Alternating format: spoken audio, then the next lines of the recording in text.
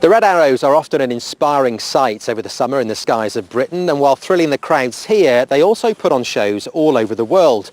And while exciting the crowd is one job of the RAF display team, they also play a key role for Britain, as Simon Newton found out as they touched down in Cyprus. In the sky above Akrotiri, the Red Arrows returned. Until 2014, the team came here each spring to practice before the start of show season. But with the station now the hub of RAF missions against Islamic State, that's no longer possible. The Reds have been touring the Middle East, representing both the RAF and UK PLC, performing over cities across the region and even a World Heritage Site. Displayed in Jeddah, first time for 20 years, and then across the east and most of the GCC, so Qatar, Kuwait, Bahrain, Oman, and probably the highlight was in one day getting from Oman out to Pakistan, displaying in Karachi, which is the first time the team has displayed there. And then we were given all of Jordan for 1 hour below 3,000 feet, so we're helping the tourist board there. We did 8 fly pasts around the country. Phenomenal hour actually, because we got to display, or we got to fly past over the Dead Sea, Koresh and over Petra.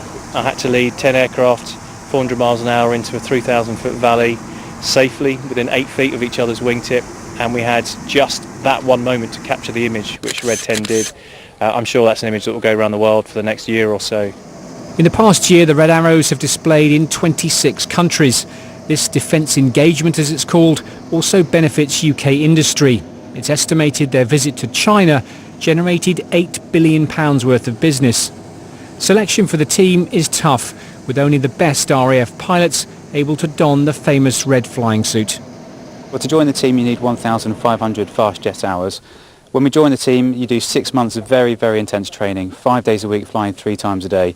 So that's very intense, but once you've completed that, in May you earn the red flying suit and then you're straight into display flying over the UK.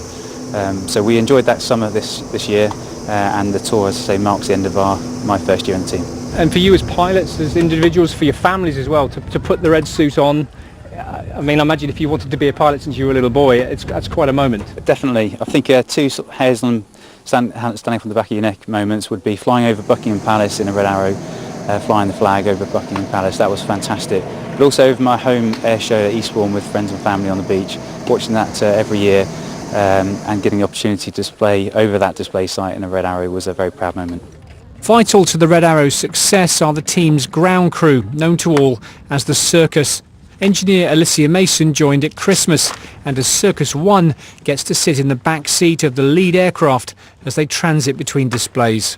So I joined the Air Cadets when I was about 15, but I had no intention whatsoever of joining the Air Force. You know, to me, when I just started the Air Cadets, it was all about drill and discipline. I thought, I don't really see myself doing that in the future. But actually, the more I got to spend time away at sort of Easter camp or summer camp at RAF stations and talking to engineers, talking about their job and what it was like, everyone had a really positive attitude, and they had nothing negative to say about their career, about their jobs.